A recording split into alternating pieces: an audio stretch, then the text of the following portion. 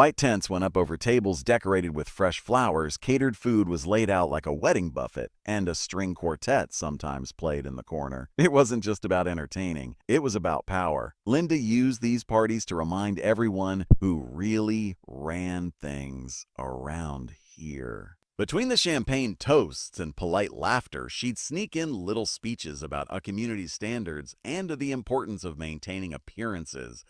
I knew exactly what she was doing, reinforcing her authority, making sure no one forgot that she held the HOA will. The part that made my blood boil? She had no problem wasting enormous amounts of water to keep her flowers alive and her lawn emerald green, even during drought months when the rest of us were told to conserve. Sprinklers ran at dawn and dusk, sometimes even during the middle of the day, soaking her plants so that by the time her guests arrived, the place gleamed.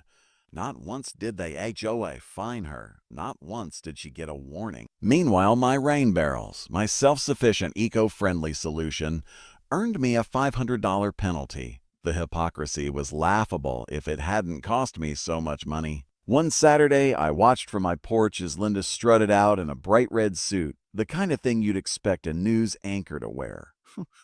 Not someone serving finger sandwiches in her backyard. She raised her champagne glass and launched into one of her speeches, her voice carrying across the street. It's about responsibility, about being a good neighbor, about keeping our community beautiful. Her guests applauded, sipping their drinks and nodding along like disciples. I stood there gripping my coffee mug, my dog sitting by my feet, both of us staring across the street at the spectacle. I couldn't help but smirk. Because while Linda preened in front of her roses, bragging about her perfect little kingdom, I was already thinking about the reservoir uphill behind my property. If she wanted to play games about water, she was about to lose. What Linda and the HOA never bothered to realize is that my property wasn't just a little suburban plot with a lawn and a driveway. My land stretched farther back than most of the others in the neighborhood. In fact, it sloped upward into a thick patch of woods, and tucked into that hillside was something none of them knew about: my reservoir.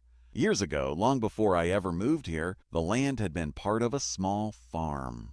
There was an old stone dam built into the hill to collect runoff and rainwater for irrigation. Most people would have ignored it or let it crumble away, but I saw potential. When I bought the property, I reinforced it with modern concrete, installed a heavy-duty valve system, and created my own private water storage. Over time, it became my secret weapon against the scorching summers and unpredictable droughts we get out here. It wasn't just a few barrels of rainwater. This was thousands of gallons, quietly waiting behind a sturdy wall of stone and steel. From the street, you'd never know it was there.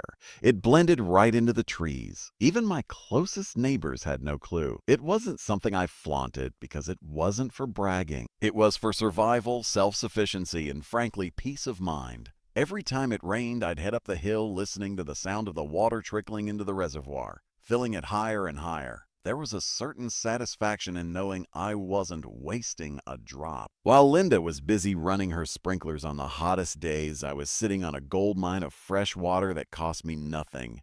The irony wasn't lost on me. The HOA could fine me all they wanted for the barrels by my shed, but they had no clue about the real stash up here. If they thought I was hoarding too much water, they hadn't seen anything yet. And here's the part that still makes me grin when I think about it. The reservoir wasn't just for storage. The old farm system had been designed to release water downhill, flooding the fields when needed. I had kept that function intact. A simple twist of a valve could unleash a controlled rush of water strong enough to run through the slope and pour right down toward the lower yards. Guess whose property sat directly downhill? That's right, Linda's. Her perfect garden, her pristine lawn, her party stage, all of it lay in the natural path of runoff. All I had to do was open the valve at the right time, and Mother Nature would do the rest.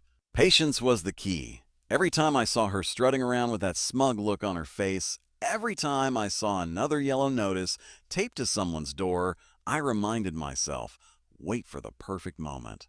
Because when it came, it wouldn't just be about payback. It would be poetic justice, powered by the very thing she claimed I had too much of. Water. I didn't have to wait long. A few weeks after the fine, Linda announced, loudly so the whole neighborhood could hear, that she would be hosting her largest and most elegant garden party yet. Apparently, it was to celebrate some HOA anniversary, though I suspected it was just another excuse for her to parade her wealth and control in front of everyone. The preparations began days in advance. Delivery trucks came and went from her driveway, unloading boxes of wine, rented furniture, and floral arrangements bigger than the ones already sprouting in her yard. A white marquee tent went up on her lawn, draped in ribbons and fairy lights. By Friday night, the place looked like a wedding venue. I sat on my porch, coffee in hand, and watched it all with growing amusement. She had no idea that every table she set, every decoration she placed, was another domino waiting to fall. Saturday morning dawned bright and warm, the kind of day where everything sparkled just enough to make people believe it was perfect. Guests arrived by the dozens, cars filling every available parking space.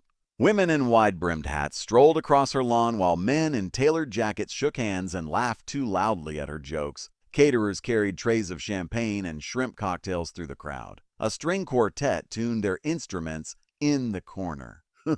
And there was Linda, the star of the show. She wore a bright scarlet suit that seemed to scream for attention, paired with a smile so smug it made my teeth clench. She walked among her guests, basking in their praise, occasionally raising her voice to declare how important it was to maintain order in the community and how rules make everything better. I sipped my coffee and leaned back in my chair, pretending to be indifferent, though my mind was already working. Today was the day.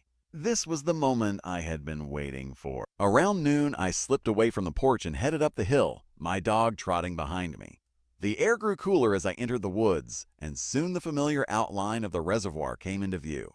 The water was full, glistening under the sunlight, practically begging to be unleashed. I walked over to the heavy metal valve, the same one I had reinforced years ago. I ran my hand over it, feeling the cool steel beneath my fingers.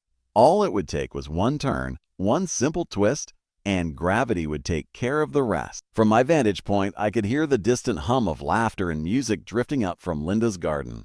Glasses clinked, people cheered, and Linda's voice carried above it all, dripping with arrogance. She had no clue what was about to hit her. I crouched by the valve, my heart pounding with anticipation. This wasn't just petty revenge. This was balance. This was nature's way of correcting the hypocrisy of someone who punished me for conserving water while she wasted it endlessly. I looked down the hill, straight in the direction of her perfect little paradise, and I smiled. Mud streaked her arms and legs, and her once perfect makeup ran in black rivers down her cheeks. She raged like a storm, shouting orders to guests who were already halfway down the street, demanding someone to call the HOA board immediately, as though they would be able to dry her yard with a magic wand. From my porch, I took a long, slow sip of coffee, savoring the warmth of the mug in my hand while the chaos raged on. My dog sat beside me, tail wagging lazily as if this were the best show he'd seen in years. That's when Linda spotted me. Her eyes narrowed and she stormed toward the edge of her property, shoes squelching in the mud. "You!" she screamed, pointing a shaking finger at me. "You can't do this. This is illegal. You'll pay for this. You hear me? You'll pay." I didn't move. I didn't shout back. I didn't need to. I simply leaned against the railing, tilted my mug in a mock salute, and smiled. "Ah, funny," I said, my voice calm, almost conversational. I thought I had too much water. For a split second, silence fell over the wreckage. Even the remaining guests stopped what they were doing, their eyes darting between me and Linda. Her mouth opened and closed like a fish gasping for air, but no words came out. Because deep down, she knew exactly why this had happened. She'd find me for being self-sufficient. She'd mocked me for collecting rainwater while she wasted gallons every day to keep her precious roses alive. She thought rules and threats made her untouchable. But nature doesn't care about rules. Water doesn't bend to clipboards and HOA bylaws. It floods, it destroys, it equalizes the equalizes. Linda finally turned away, defeated, stomping back toward her ruined garden. Her voice cracked as she muttered something about calling the insurance company, though even she didn't sound convinced. I finished my coffee, set the mug down, and scratched my dog behind the ears. The sun was already starting to dip lower in the sky, casting long shadows across the wreckage. For the first time in weeks, I felt at peace, because justice had been served. Not by lawyers or committees, but by the very thing she said I had a too much of. Water. And the best part? My reservoir was already refilling with the afternoon rain.